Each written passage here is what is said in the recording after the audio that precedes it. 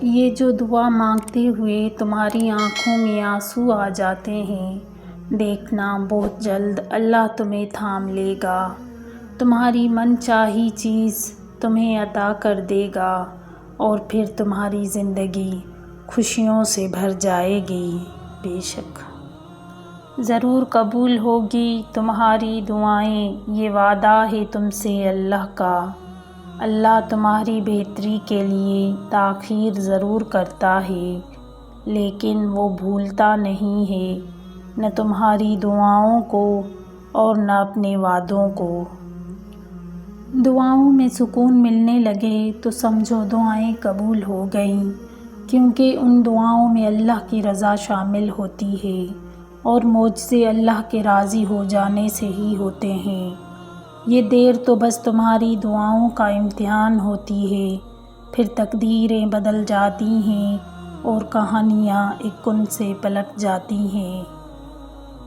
کچھ تو بات ہے جو تمہارا دل ایک ہی دعا پر رکا ہوا ہے، کچھ تو بات ہے جو تم یوں صبر کرتے جا رہے ہو، کچھ تو خاص رکھا ہے اللہ سبحانہ تعالیٰ نے جو تم تہجد کی نماز تک جا پہنچے ہو۔ جب دعا کے لیے ہاتھ اٹھاؤ تو یہ یاد رکھو کہ تم جس سے دعا مانگ رہے ہو وہ مالک کن ہے۔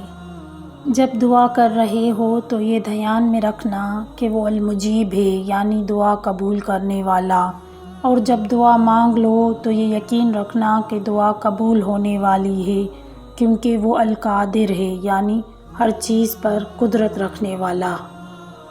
تہجد کے سجدوں میں مانگی گئی دعائیں جب عرش تک جاتی ہیں تو ان کی خوشخبری ساتھ لے کر ہی لوٹتی ہیں۔